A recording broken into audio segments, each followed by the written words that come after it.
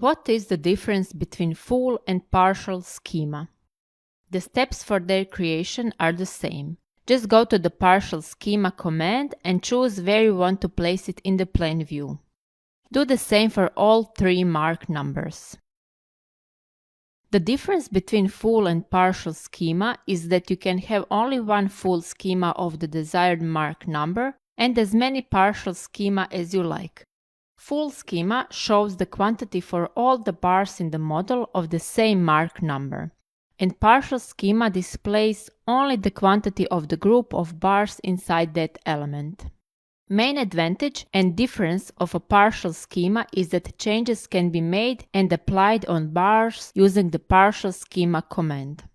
When modifying hook command, you can add or remove hooks on the bar elements. Just follow the command line. First click on the endpoint of a bar. Then input the hook angle and bar will be changed. Here you can also change the length, angle, or both of those options for the existing hooks. Similarly, you can use the Add Bar Segment command. Click on the endpoint of a bar where you want to input the segment and then click on the endpoint of a new segment. Or input the values in the command line. The schema and all the bars will update automatically.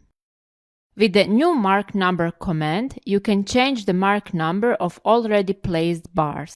Select the bar you want to become a new mark and in command line input the new mark number. Alplan will suggest the first free position number. For labeling new marks, just run the appropriate labeling command.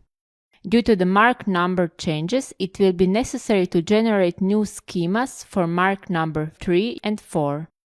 Partial schema for mark number 4 is generated in second, but for mark number 3 you will need to do some changes on the clipping line for cross-section 2-2. The current clipping line does not cover the part of the beam where mark number 3 is placed. Expand the clipping line so that all bars are visible inside. Now you can go to partial schema command again, and while the command is running, use the filter command. Go to Filter Bar Reinforcing Bar Element, mark number 3. Now you can select everything with mouse and only the mark number 3 will be selected, because the filter command was active. Lastly, you can use the Rearrange Marks command. This command can convert all the bars that have identical shapes and length to the same position.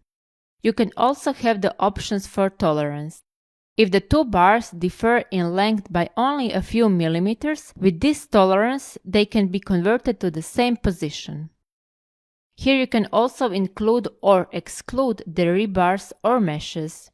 On the right side you can choose the first and the last numbers for positioning.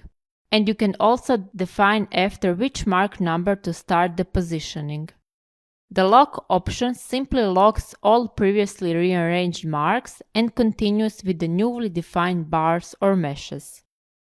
After using this command, there is no longer position 4, which was identical to position 3, as you can see in the schema and in the legend. Thank you for your time and see you in the next video tutorial.